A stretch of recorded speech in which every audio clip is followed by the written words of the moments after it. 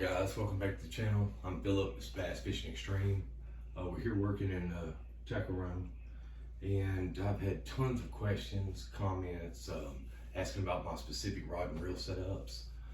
I generally, or always, carry 8 rod and reels. I can carry more, but 8 is what I found to be perfect for me. I keep 4 reaction baits on the left side, 4 slow moving baits, soft plastic jigs, etc. on the right. Each in its own spot that I can grab, run a trolling motor, and treat. Anything happens, I can set the rod down, I can pick a rod up. I'll show y'all here my rod and reel setup. See them in the corner here. I've got a slow moving,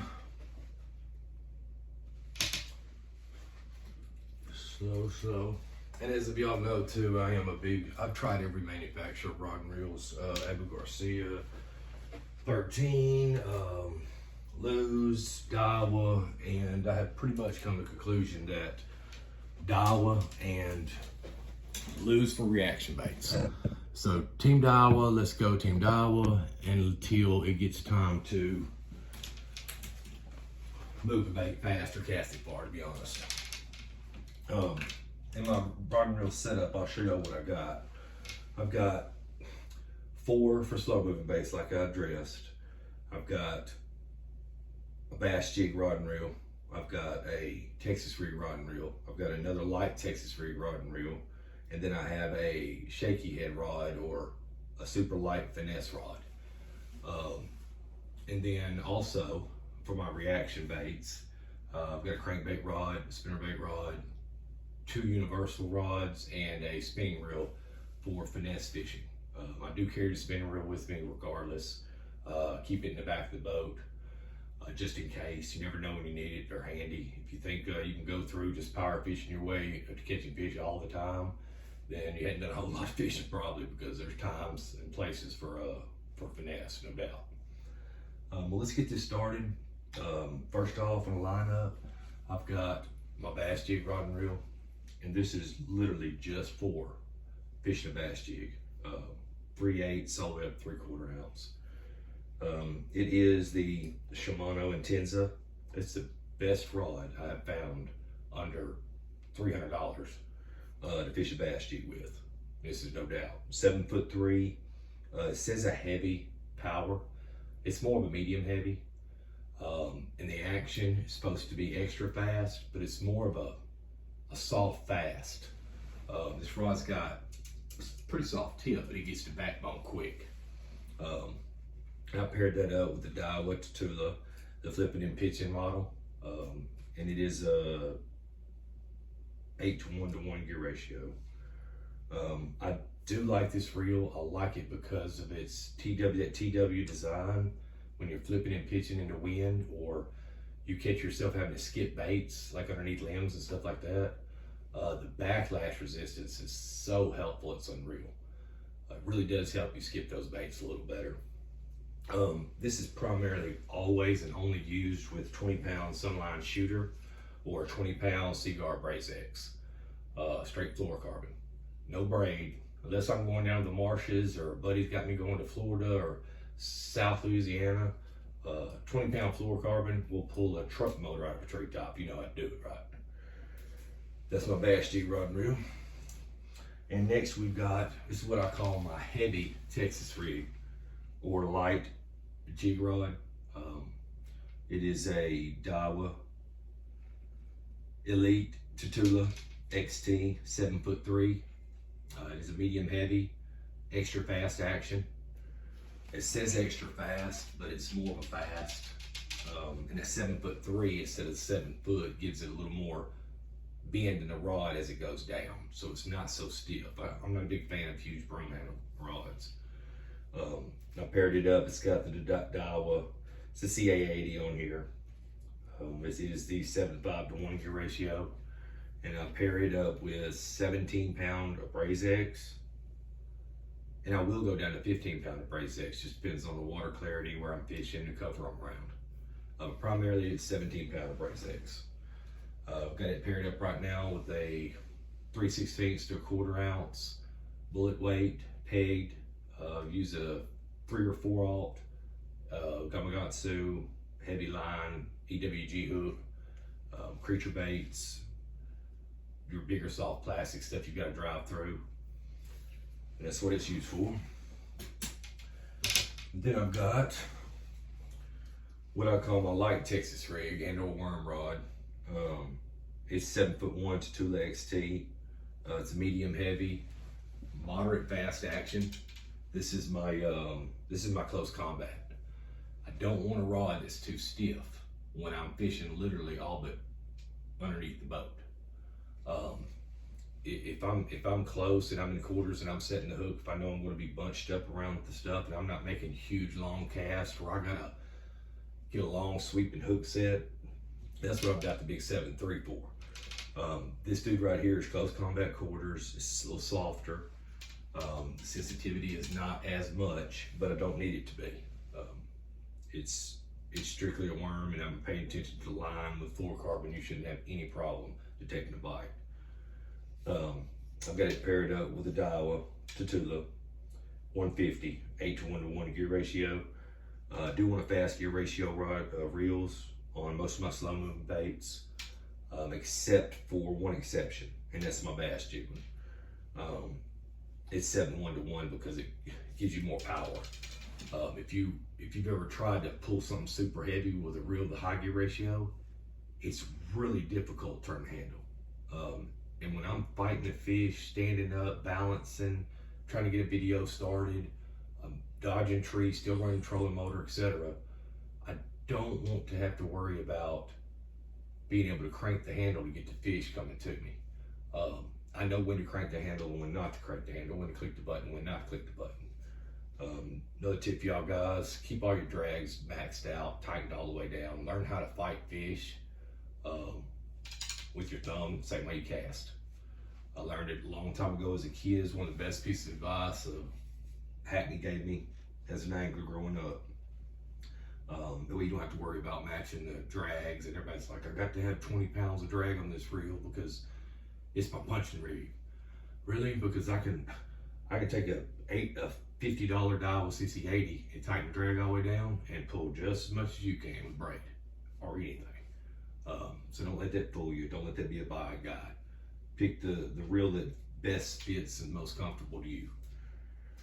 All right, next we've got my Daiwa. This is my shaky head rod and reel, or my finesse rod and reel. It's the Cage Python. It's 7'1". It's a medium power, but it does have a pretty fast tip, and I need that for sensitivity. So this rod will bend almost all the way back down to here. So the power's not really there, and you don't want a big power. I let the reel, it's a Daiwa Tatula. I've got the CT on this one, it's 8-1-to-1 gear ratio.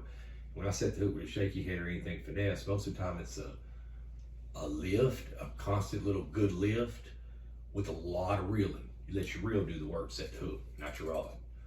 You want your rod light enough that it can cast lighter baits. I mean, right now I've got it paired up, it's got an 1/8 ounce shaky head on it. Like I said, it's the perfect shaky head rod. And I had tried a many, I promise you. And as you can see, my slow moving baits, anything that I'm gonna be sensitivity with, barreling down on, treetop, stuff like that, it's all Daiwa. All right, now let's get to the reaction baits.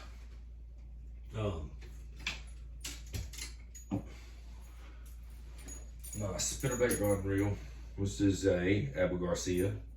It's the next generation line. It's a 6'9", medium heavy with an extra fast tip. My spinnerbait, people say chatterbait spinnerbaits use a more moderate action rod and make sure it's parabolic or whatnot. I even know people to use like crankbait rods for chatterbaits. That is ridiculous to me. I can't get the spinnerbait or chatterbait or whatever to do what I needed to do at this split second I passed that perfect piece of cover at the right angle to do what I want it to do if my rod tip bends halfway down the rod just to move my bait. So I'm a little different on that. And believe it or not, I am straight monofilament. I've got it paired up with the Lew's Speed Spool, and I like to keep my gear ratio down on both those. This is 6/8 to 1 gear ratio. 14-pound Trilene XT monofilament. Call me old school, but there's something to monofilament on a spinnerbait chatterbait. I know the concept. They say you can detect bites better with the fluoro. I'm a fluorocarbon freak, so I totally understand what you're getting at. But trust me when I tell you, monofilament is the way to go. If you haven't got into that. And we have my chatterbait rod and reel. It is a Daiwa as well. It's an XT 7-foot medium heavy fast action. It's paired with Lew's Speed Spool, 6/8 to 1 gear ratio, and it's got the short handle on it, so I can still make a good accurate cast. But being 7 foot with the fast tip, when I do make a long cast or I do have to barrel something out of some cover, I can get him out of there. And the most important thing is, don't buy a super sensitive, expensive rod for spinnerbait or chatterbait, in my experience, because you'll overhook set, you'll miss fish, you're fighting fish, you'll lose them. A lot of times they don't take the chatterbait or spinnerbait right. It actually takes them a minute. They have to reposition it in their mouth if they want to. Most people get a bite and they immediately, oh, it's hook set time. Well, the bass hadn't really positioned that bait good enough yet. It's not like they run up to the back, make sure the hook's good and take it. Most of the time they're hitting it from the front. And then really you need to give them time to turn that bait around. You'll feel it get mushy. You reel it beside a cypress tree or whatever, and boom, it kind of, your rod kind of, it gets a little mush, gets a little air in it, what I call air. That means he's got it. Well, instead of setting the hook, what I usually do is stop reeling. Stop reeling and just slow reel it and let him take my slack out. And then it's hook setting time. And that's just what I found worked out best for me. On this particular rod and reel, I keep 15-pound Seaguar Braze X fluorocarbon. I know I said for spinnerbaits, chatterbaits, I do like the monofilament. The reason I've got the fluoro on this right now is because I'm fishing a 1/2-ounce jackhammer and the fish haven't moved in yet. They're still in 10, 12 foot of water. So I've got to get the bait down, and I've got to keep it down and move it quick enough to get a reaction bite. So that's what I'm thinking for that. Then we have my 7'3", medium heavy, fast action Daiwa rod. It is a perfect, what I would call a perfect buzz bait and frogging rod. I see these guys using frogging rods and buzz bait rods with 110-pound braid, and they're 7'6" rods, and they're broom handles, and they got 10 to 1 gear ratio reels on them. And I see them up there trying to work the frog, and the frog may walk the way it's supposed to 4 to 5 times at a casting, to be honest with you. Most times because they can't control it. I mean, it's all in the wrist action. When you're trying to walk that bait and keep it still and make it move as much as possible without moving much distance, it's important to have a light rod. I don't know about y'all, but I've never had a fish buried down in cover with a 7'3" medium heavy fast action rod, especially a Daiwa paired up with braid, that I couldn't get out of the cover. There's some I haven't got out of there all right, but that had nothing to do with my rod and reel setup, I promise you. So remember guys, you've got to get the bite first. I tell people all the time, that's fine when you got this and you got that for this and that. And what are you gonna do with this or that? Well, that's all fine and dandy, but none of that matters at all if you don't get a bite. So you've got to make your action rod and it to perform with your right lure first and foremost. Then to me, the second thing is actually fighting the fish and being able to land it, as well as the hook set. You've got to balance that somewhere in there. Depending on what kind of, also it really depends on what kind of boat you got, how you're fishing, where you're fishing from. If you've got a big bass boat and you've got a big deck to stand up on, then by all means, get you a big huge rod and long and whatever, because you've got room to maneuver. if you're in a little bit John boat or kayak, I fish out of a John boat, then a 7'3" rod trying to underhand roll cast underneath tree limbs and hitting isolated cover and stuff is almost nearly impossible without slapping the water or hitting something. So you gotta take that into account as well. I do not like braid. This is the only rod and reel that I will and do have braid on, and it's only 30-pound braid. I do like spider wire braid because it casts smoother. My buzz baits will not be fished on this. I know I said it was a buzz bait rod because I have my universal one is the exact same rod along with this 7-footer that I use for backup. Buzz bait is also run on monofilament. I like the monofilament because of the aspects I told you about chatterbait and spinnerbait. Same deal here. The only reason I've got braid on this dude is because throwing a frog and buzz bait sometimes into some nasty cover, you pretty much gotta have it. All right, and getting down to my last rod and reel that's always on the boat deck, that's not a universal one, is a 6'6". This is the Buku SR. It's medium heavy, moderate action. It's, believe it or not, it's got a short handle. I'll get it paired up with a Daiwa Tatula. This is the 100, 7-to-1 gear ratio. I like somewhere right there in the middle. And this is for my treble loop, my square bills, jerk baits, top waters, rattle traps. That's pretty much treble hook lures. But it's super small, it's super light. I can cast this dude no matter what, into cover, out of cover. And with the 12-pound Yo-Zuri fluorocarbon I put on it, I can pretty much make a longest cast as I need to without having a long rod. Being able to manipulate the crankbait is sometimes with the shorter rod is a little difficult, but I'll take that negative for all the positive in the 6'6" on this deal. That's my setup for it. And then of course, and you can't go without it, a finesse rig. This is a Daiwa. This is a Tatula series. It's 7 foot, medium, heavy. It's got like a fast to moderate action. It's not real fast. And I always keep 12-pound Seaguar red label on it. I don't do no braided fluorocarbon leaders, no leader mess like that. It's ridiculous. It's got the Daiwa 2500 series reel on it. I don't worry about gear ratios on it. What I worry about on spinning rod and reels is my drag system and setup. And Daiwa has one of the best by far. This is my finesse rig. And I've got it's even lighter than a 16th ounce. It's just a small little jig head, shaky head. And this is what I use when fishing gets tough. It's cost me a lot to fish. Couldn't do the fishing I do and catch as many fish as I do without a finesse setup. And that's pretty much it, guys.